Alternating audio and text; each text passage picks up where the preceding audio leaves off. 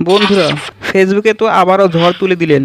হ্যাঁ ভাই, আমি থটস অফ বিল্লাল ভাইয়ের কথাই বলছি। আমি অবাক হয়ে গেলাম। ভাইয়া সেই মানুষটা মাত্র একটা লাইভ করেছে, মাত্র একটা লাইভ করছেন, তার একটা লাইভে ইনকাম হয়েছে 1,20,000 টাকা। তার একটা লাইভে ইনকাম হয়েছে $1,090, 1,20,000 টাকারও বেশি, শুধুমাত্র একটা লাইভ করে। ফেসবুকে তো এ নিয়ে ঝড় বয়ে যাচ্ছে। আর আমরা অনেকেই আছি কন্টেন্ট মনিটাইজেশন পাওয়ার পরও অনেকেই আছেন 4 থেকে 5 মাসেও $100 ইনকাম করতে পারে নাই। আর থটস অফ বিল্লাল ভাই $1,090 ইনকাম করে ফেললেন। কি করলেন এটা আমি কোনোদিন শুনি নাই, দেখি নাই। একটা মানুষ একটা লাইভ থেকে 1,20,000 টাকা ইনকাম করেছে। তিনি তো আবারও বাংলাদেশে একটা ইতিহাস তৈরি করলেন। এর আগে কোনো মানুষ একটা লাইভ থেকে এত টাকা ইনকাম করতে পারে নাই। তিনি তো ভালো কন্টেন্ট তৈরি করেন, সেটা তো আমরা সবাই জানি। কিন্তু বর্তমানে তিনি গরিব দুঃখী অসহায় মানুষের সেবা করছেন, তাদেরকে টাকা পয়সা সাহায্য করছেন।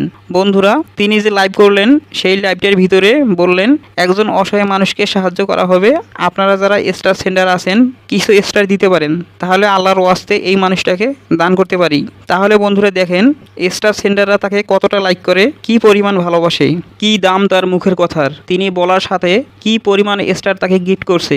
বন্ধুরা, 100টা স্টারই কিন্তু $1 হয়, তাহলে তাকে স্টার সেন্ডাররা কত ভালোবাসে, ও কি পরিমাণ স্টার গিফট করছে। বন্ধুরা, আপনারা জানেন যে তার একটা ভিডিও কিন্তু মিলিয়ন মিলিয়ন ভিউ হয়। আর এই লাইভটা মাত্র 1,35,000 মানুষের কাছে রিচ করেছে, তাতেই ইনকাম করলেন কতগুলো টাকা।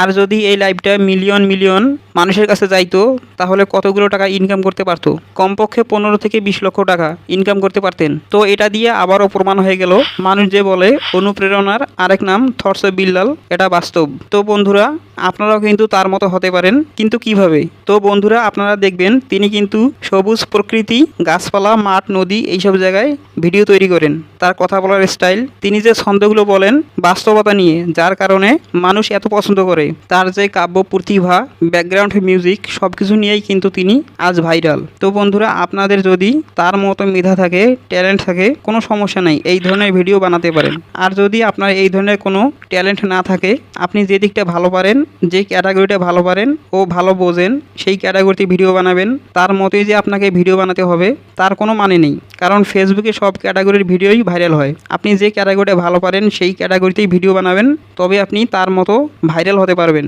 তো বন্ধুরা, থটস অফ বিল্লাল ভাই যে অনলাইন জগতে রাজ করছেন এটা কিন্তু কোনোদিন যাবে না, কারণ তিনি ফেসবুকে যেমন জনপ্রিয়, ইউটিউবে তেমন জনপ্রিয়। তার ইউটিউবে চ্যানেল আছে ও তিনি টিকটকে কিন্তু জনপ্রিয়। ফেসবুক, ইউটিউব, টিকটক সব প্ল্যাটফর্মে তার জনপ্রিয়তা। তো বন্ধুরা, আপনারাও যদি তার মতো জনপ্রিয় হতে চান, ইনকাম করতে চান, তাহলে আপনিও যে ক্যাটাগরি ভালো পারেন, যেমন ফানি হোক, কমেডি হোক, কিংবা থটস অফ বিল্লাল ভাইয়ের মতো কাব্য প্রতিভা হোক, যেই ক্যাটাগরি হোক না কেন, যেই ক্যাটাগরি ভালো পারেন সেই ক্যাটাগরি নিয়ে কাজ শুরু করে দেন, তাহলে আপনিও একদিন তার মতো ইনকাম করতে পারবেন ও সফল হতে পারবেন।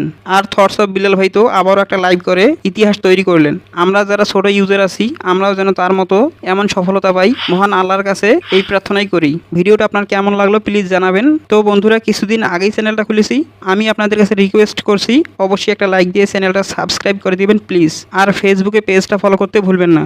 সাথে আছি আমি সবুজ। দেখা হচ্ছে নেক্সট কোনো ভিডিওতে, ততক্ষণ পর্যন্ত ভালো থাকবেন। আল্লাহ হাফেজ।